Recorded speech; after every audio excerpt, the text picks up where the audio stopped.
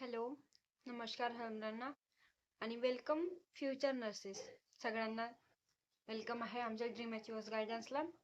तर आज आपण बघूया काय आहे सीट मॅट्रिक्स सेकंड राऊंड आणि सगळं काही. तर बघूया सीट मॅट्रिक्स तर सगळं माहिती आहे, सगळं बघितले. आता सेकंड राऊंडचं काय, सेकंड राऊंडची चॉईस फिलिंग झालेली आहे. पण सगळ्यांना वाटलं होतं की इव्हनिंग म्हणजेच रात्रीपर्यंत असणार, 12 पर्यंत चॉईस फिलिंगचं टाइम. पण ते तसं नसतं. काल 12 पर्यंतच म्हणजेच आफ्टरनूनला संपलं चॉईस फिलिंग. काही स्टुडंट त्यांना वाटलं की होतं इव्हनिंग पर्यंत टाइम 12 पर्यंत, त्यामुळे सगळे ते निवांत बसले होते की होईल 12 पर्यंत पण ते तसं झालं नाही आणि ते राहिलं आफ्टरनून 12 पर्यंतच. आणि त्यानंतर काही स्टुडंटनी चॉईस फिलिंग केलीच नाही, रात्रीच्या 12 पर्यंत असणार म्हणून. आणि ज्यांनी केली ते सेकंड राऊंडला एलिजिबल झाले. तर बघा, जे आपण मागल्या वर्षीचं बघितलंय आणि त्याच्या आधीचं बघितलंय तर 2 वर्षाचं. तर ज्यांनी बेटरमेंट केलंय आणि ज्यांनी कॉलेज म्हणजे सेकंड राऊंडला ज्यांनी चॉईस फिलिंग नाही केली, तर ते सरळ सरळ थर्ड राऊंडला निघून जात होते राऊंड मधून, म्हणजेच काउन्सिलिंग मधून. तर तसं न करता ह्या वर्षी असं झालंय की तुम्ही जसं नाही केले सेकंड राऊंडला चॉईस फिलिंग, तरी सुद्धा तुम्ही थर्ड राऊंडला जाऊ शकता. थर्ड राऊंडला तुम्ही चॉईस फिलिंग करू शकता. तेच तुम्ही न्यू स्टार्ट करू शकता. चॉईस फिलिंग कसं करू शकता, तुम्ही आधीचे कॉलेज जे तुम्हाला अलॉटेड झालंय ते जाऊ शकता, म्हणजेच टाकू शकता किंवा न टाकू शकता, तुमच्यावर डिपेंड आहे. तुम्ही खाली वर करू शकता त्या कॉलेजला तुम्हाला हवीशी असेल तर. आणि आता ते सेकंड राऊंडला काही स्टुडंटनी चॉईस फिलिंगच नाही केलेली आहे, त्यामुळे तुम्हाला थर्ड राऊंडला चान्सेस आहेत सीट मिळण्याचे. आणि चान्सेस कमी आहेत की यावर्षी सीट म्हणजे सेकंड राऊंडला उरणार आहेत, कारण स्टुडंट चॉईस फिलिंग केलेत नाही आणि त्यांना वाटतं की बेटरमेंट केले पण त्यांनी चॉईस फिलिंग नाही केली, आता सेकंड राऊंड मध्ये ते निघून जाणार असं त्यांना वाटत आहे. पण तसं नाही होणार यावेळेस. यावेळेस असं होणार आहे की तुम्ही सेकंड राऊंडला न जाता, म्हणजे सेकंड राऊंडला तुम्ही नाही पण गेले तरी तुम्ही थर्ड राऊंडला एलिजिबल आहात. आणि ह्या वर्षी सगळे रूल्स चेंज केले आहेत सीईटी सेलने. आता ज्यांना सेकंड राऊंड नाही भरलाय आणि थर्ड राऊंडला गेले, थर्ड राऊंडला तुम्ही चॉईस फिलिंग करत आहात आणि तुम्हाला ऑप्शन नाही येत असेल, तर तुम्ही सीईटी सेलला मेल करू शकता, कॉन्टॅक्ट करू शकता. आम्ही तुम्हाला हेल्प करू कॉन्टॅक्ट करायला. लिंकच्या म्हणजे हे जे यूट्यूब आहे आपला, व्हिडिओचं डिस्क्रिप्शन मध्ये तुम्हाला ग्रुपची लिंक मिळेल. त्यामध्ये तुम्ही जा, जॉईन करा आणि तुम्हाला तिथे डाऊट विचारा किंवा कमेंट बॉक्सला डाऊट विचारा. आणि तुम्हाला हेल्प लागली असेल तर हेल्प सांगा. प्रॉब्लेम असेल तर आम्ही तुम्हाला हेल्प करू ईमेल वगैरे कॉन्टॅक्टसाठी. बाकी तुम्ही कॉन्टॅक्ट करा. तुम्हाला थर्ड राऊंडला जाता येतं, तुम्ही चॉईस फिलिंग करू शकता, नवीन प्रकारे चॉईस फिलिंग करा.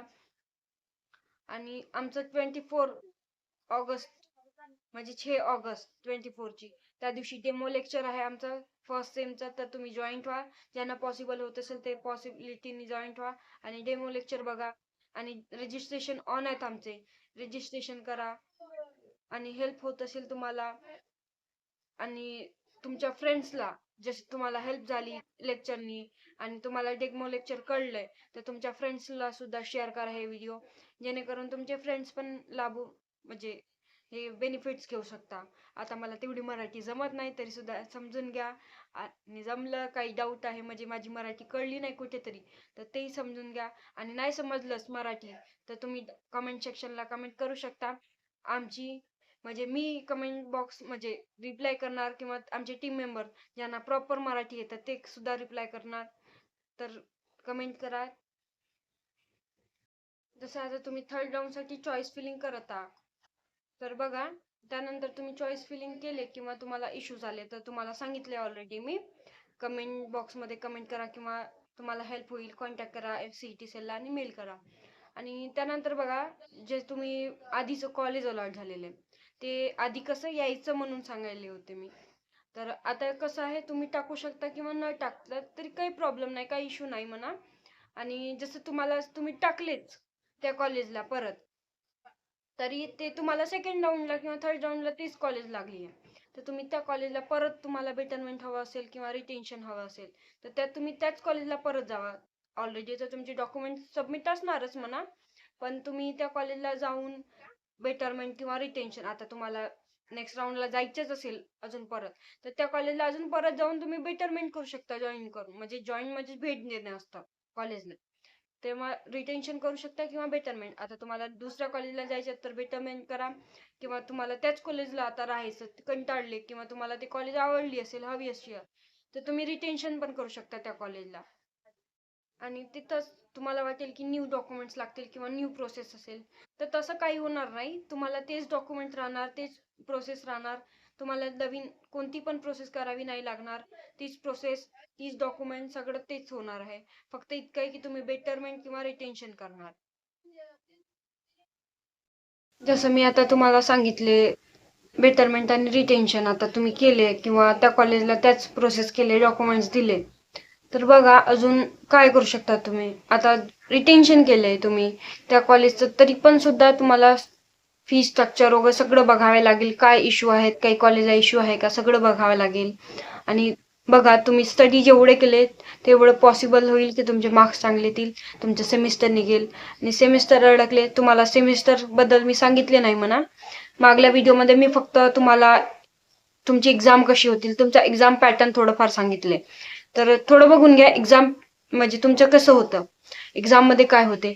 एक्झाम जसे तुम्ही first sem, second same, third same, fourth same म्हणजे 2 इयर्सची एक्झाम दिलेत तरच, आणि तुम्ही तिथे 4ही सेम मध्ये पास असाल, तुमचे एकही पेपर बॅक नसतील तुम्ही, तर तेव्हाच तुम्ही 5th सेमला जाऊ शकता.